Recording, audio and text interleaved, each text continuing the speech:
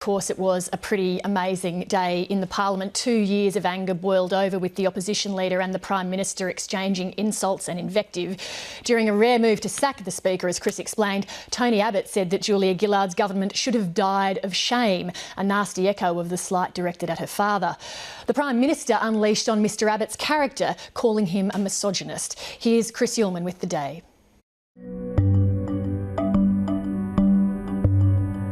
This is the first opportunity that I have had to affirm to the House that I deny allegations. Peter Slipper has said little publicly since the sexual harassment case against him was launched. If we could just have a bit of decorum today.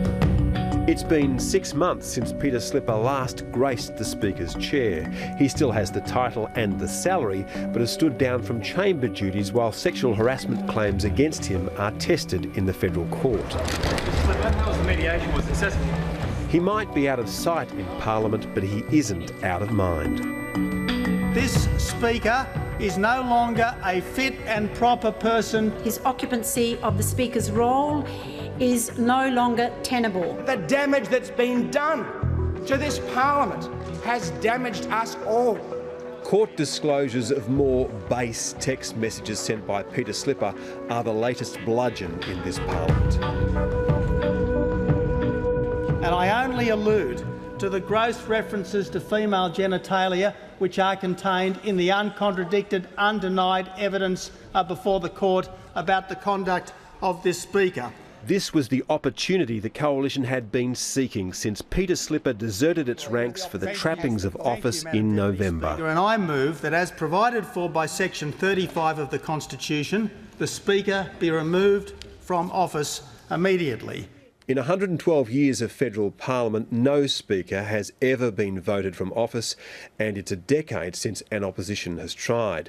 The arguments were that the vile content of some of the messages brings the highest parliamentary office into disrepute, and one which refers to a female coalition frontbencher as an ignorant botch reveals bias. In undenied, uncontradicted evidence before a court against a member of this House by someone who is charged to act without fear or favour. But Peter Slipper is a surrogate in this fight. The Coalition's war is with Julia Gillard.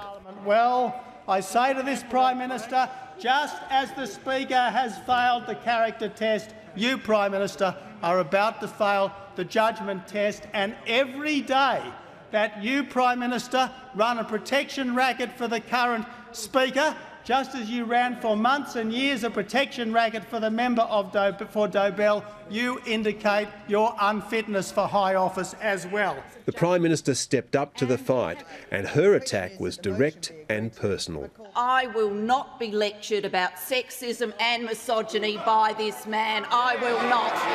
And the government will not be lectured about sexism and misogyny by this man. Not now, not ever.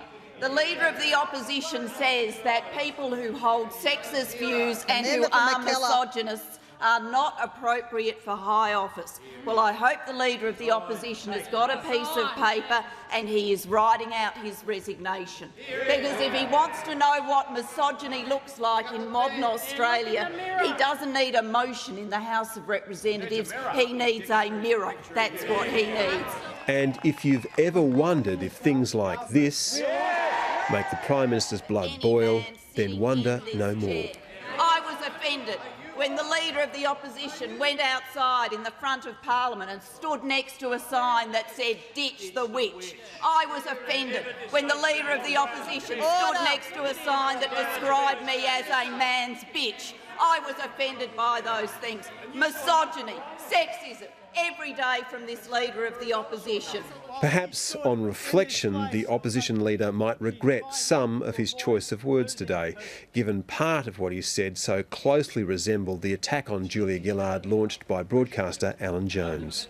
And every day the Prime Minister stands in this Parliament to defend this Speaker will be another day of shame for this Parliament, another day of shame for a government which should already have died of shame. The government is not dying of shame. My father did not die of shame.